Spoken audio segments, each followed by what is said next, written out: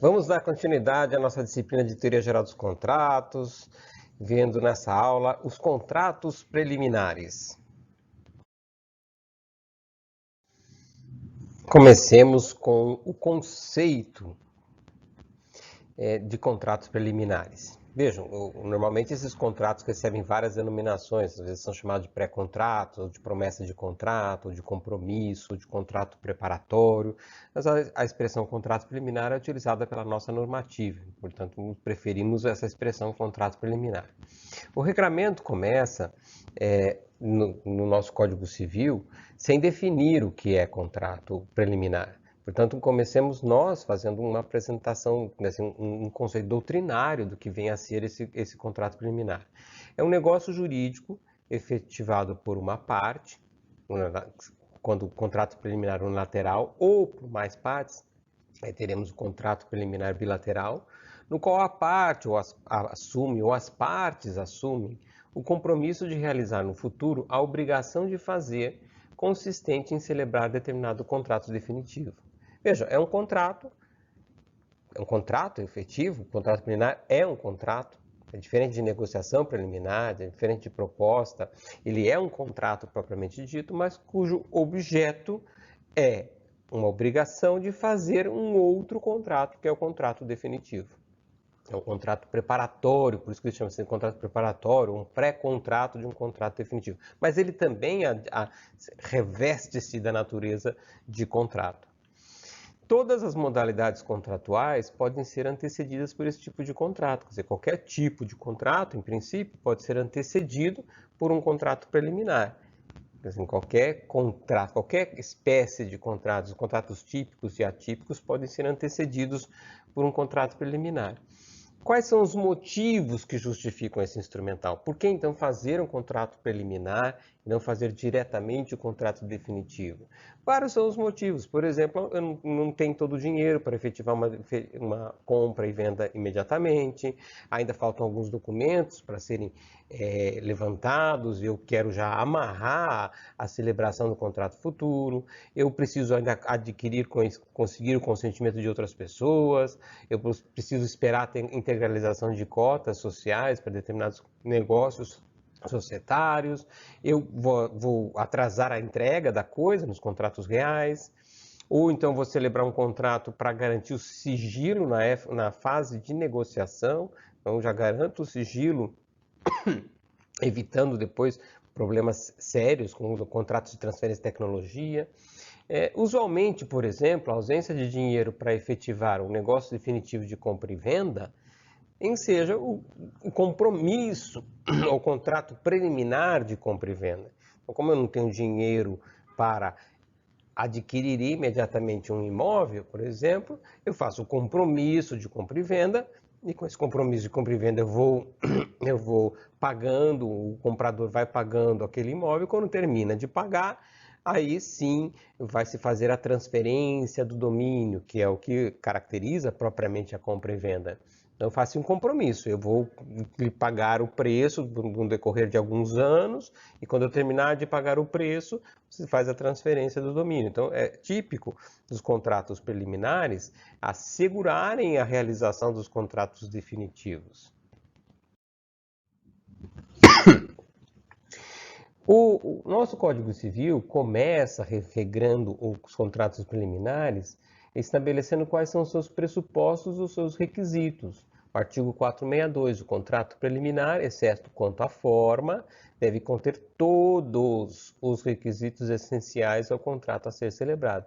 Então, os requisitos daquele contrato a ser celebrado no futuro, que o contrato preliminar é uma obrigação de fazer aquele contrato, tem como objeto do contrato preliminar é uma obrigação de fechar o contrato futuro, então todos os requisitos para o contrato futuro têm de ser cumpridos no contrato preliminar, exceto a forma. Então, se exige forma prescrita por lei, de fazer cartorial, solene, então não, essa forma não é exigência do contrato preliminar.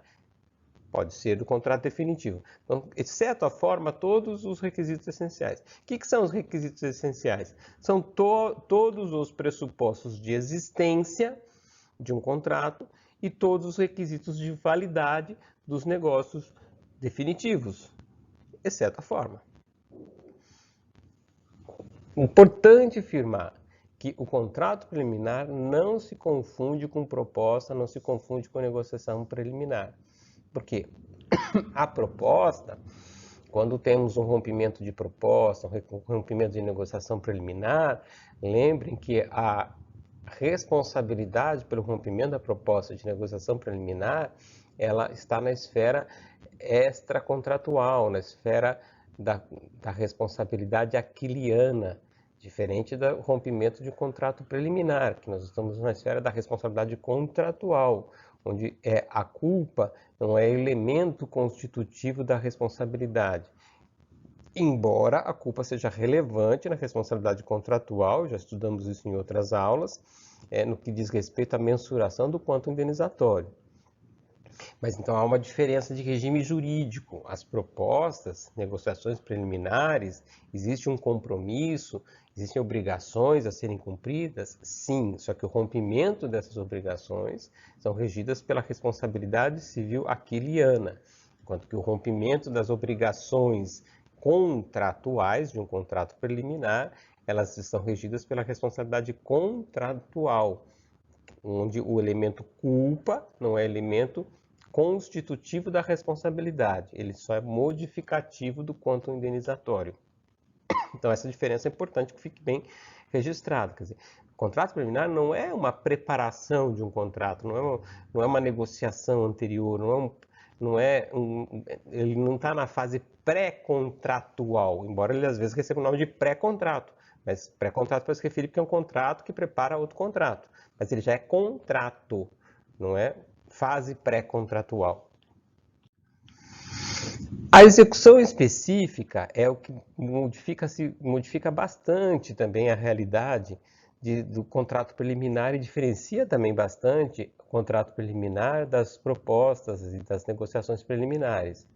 Uma vez concluído, vejam que fala o 463, uma vez concluído o contrato preliminar, com observância do disposto no artigo antecedente, ou seja, com os pressupostos e requisitos, pressupostos de existência e requisitos de validade, exceto a forma, e desde que dele não conste cláusula de arrependimento, porque se houver cláusula de arrependimento, as partes então se deram o direito então de arrepender-se e não vincular-se no futuro daquelas obrigações. Então, quando não há cláusula de arrependimento no contrato preliminar, qualquer das partes terá o direito de exigir a celebração do definitivo, do contrato definitivo, assinando prazo a outra para que o efetive. Uma vez cumprido, no contrato preliminar, num pré-contrato, que tenha obrigações para ambos os lados, uma vez aquela parte cumpriu as suas obrigações, pode exigir o cumprimento da obrigação da outra. Então, se uma parte tem a obrigação de pagar e a outra parte tem a obrigação de transferir o domínio, então aquela que terminou de pagar, ela pode exigir a transferência do domínio da outra parte. Lógico que tem que se respeitar aquela regra geral, da teoria geral dos contratos, da exceção do contrato não cumprido. Eu não posso exigir cumprimento da obrigação alheia antes de cumprir a minha, se elas estão previstas sucessivamente. Então, uma vez concluído o contrato preliminar, a parte cumpriu o seu lado do negócio, tem o direito subjetivo de exigir a celebração do contrato definitivo pela outra parte. O artigo 464 ainda endossa mais esta realidade, dizendo que esgotado o prazo, que foi assinalado pela parte que exigiu da outra, poderá o juiz, a pedido do interessado, suprir a vontade da parte inadimplente. Ou seja, o juiz pode utilizar-se do seu poder de substituir a parte inadimplente, fazendo o que se chama de adjudicação compulsória. Faz compulsoriamente, substituindo a parte aquilo que ela tinha que ter feito, que é celebrar o contrato definitivo. Então, conferindo o caráter definitivo ao contrato preliminar. Salvo, e aí cuidado com essa exceção, né? Salvo se a isto se opuser a natureza da obrigação. O que quer dizer isso? As obrigações que tem natureza personalíssima, as obrigações intuito personae, nós não temos como exigir o cumprimento específico. Então, o cumprimento específico só pode ser exigido das obrigações impessoais. Então, se as obrigações forem personalíssimas, se forem intuito personae, aí neste caso vai se resolver pelo regramento seguinte, que é das perdas e danos. Então, quando não é personalíssimo, quando a obrigação é impessoal, o juiz pode suprir e adjudicar compulsoriamente, celebrar o contrato definitivo compulsoriamente pela parte no lugar da parte inadimplente. É um direito subjetivo, né? É um direito subjetivo. Exceção, não há possibilidade de exercer esse direito subjetivo se a obrigação é personalíssima. Se a obrigação não pode ser executada, o Código também dá a solução das perdas e danos, artigo 465. Se o estipulante não der execução ao contrato preliminar, poderá a outra parte considerá-lo desfeito e pedir perdas e danos. Então, se é impossível a execução do contrato, resolve-se pelas perdas e danos. Na prática, a gente pode pensar assim: se é impossível a execução específica, a extinção do contrato se opera, mas cabe perdas e danos.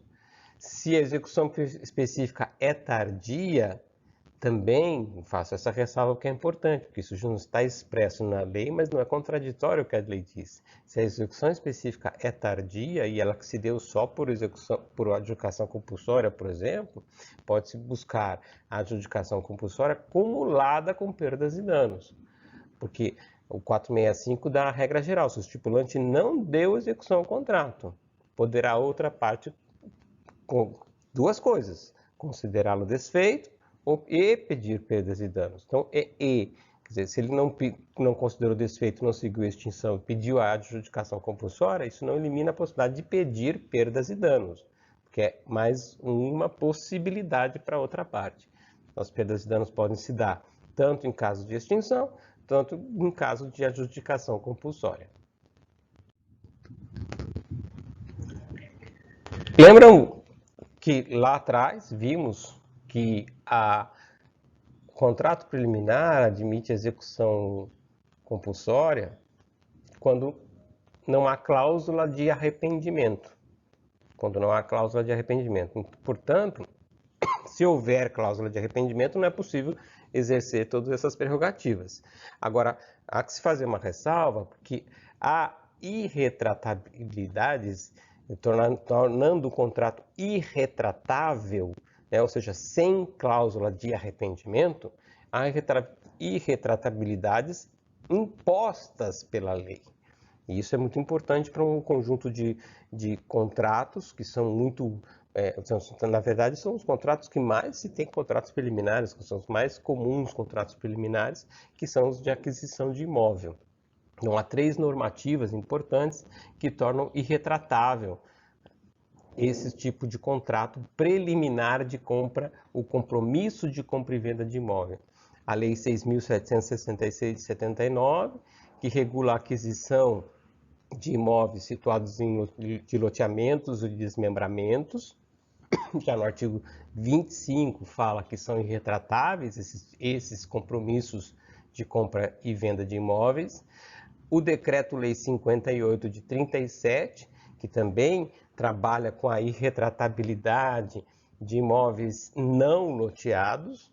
E, por fim, a Lei 4.591 de 64, que trabalha com a irretratabilidade de compromisso de compra e venda de imóveis inseridos em incorporações imobiliárias, em edificações e incorporações imobiliárias. Aqueles imóveis que nós compramos em edifícios, em incorporação, são também irretratáveis os compromissos de compra e venda.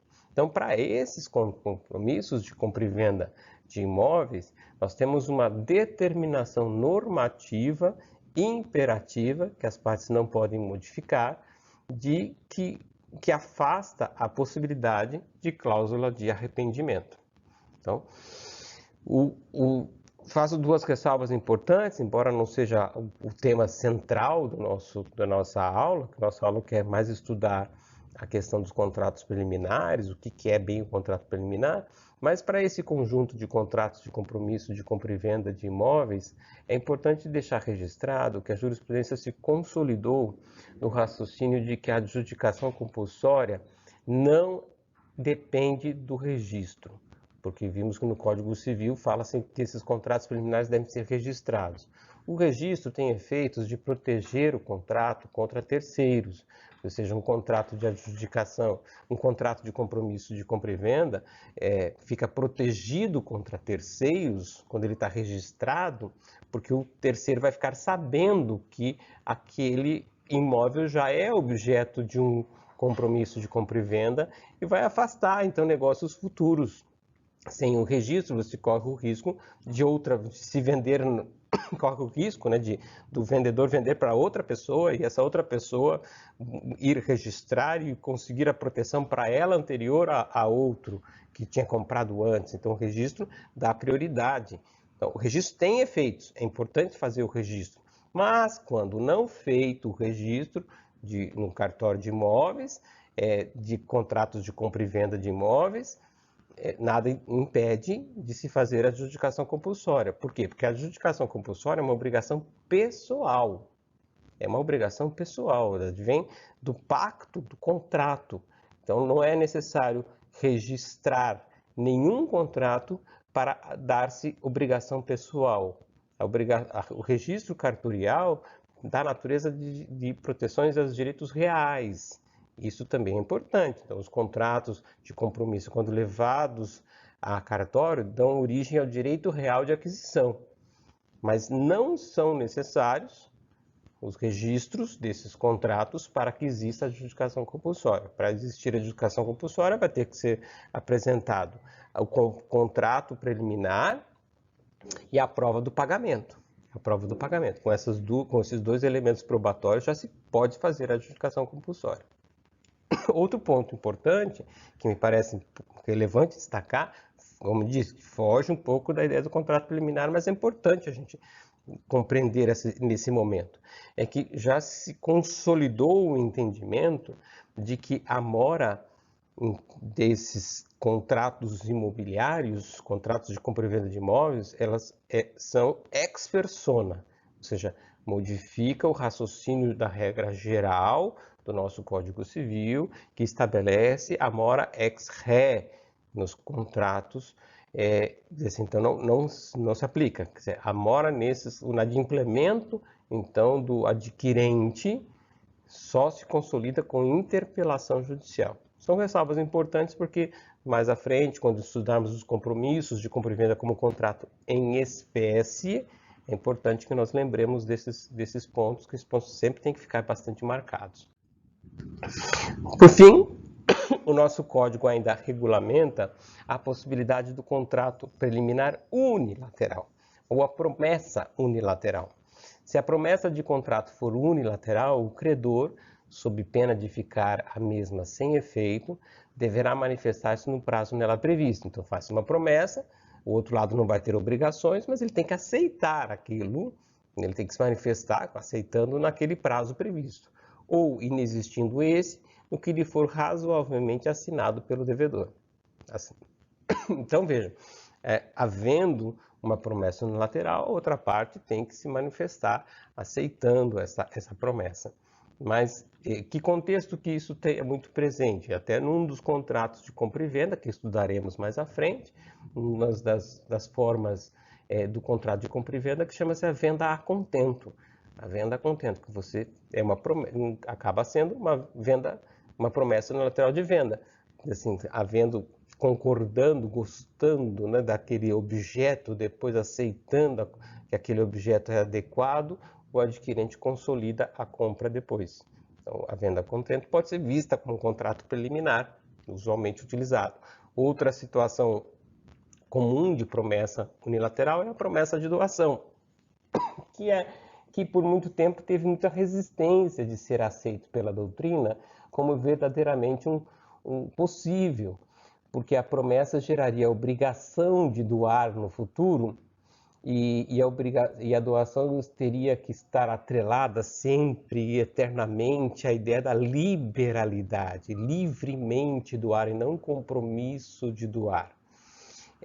No entanto, isso já foi matizado bastante, em primeiro momento foi matizado até pelo professor Caio Mário, ou seja, há anos, no que diz respeito às doações que não são puras, as doações modais, as doações com encargos, que adquirem a natureza muito clara, é possível, bem razoável que se possa aceitar a promessa de doação, se ele adquire uma natureza quase que de um contrato bilateral. Na verdade, as doações com encargos, né, chega muito próximo a disso, não é bilateral porque, lembrem da teoria geral, na doação com encargos, o que tem obrigação de um lado e ônus do outro.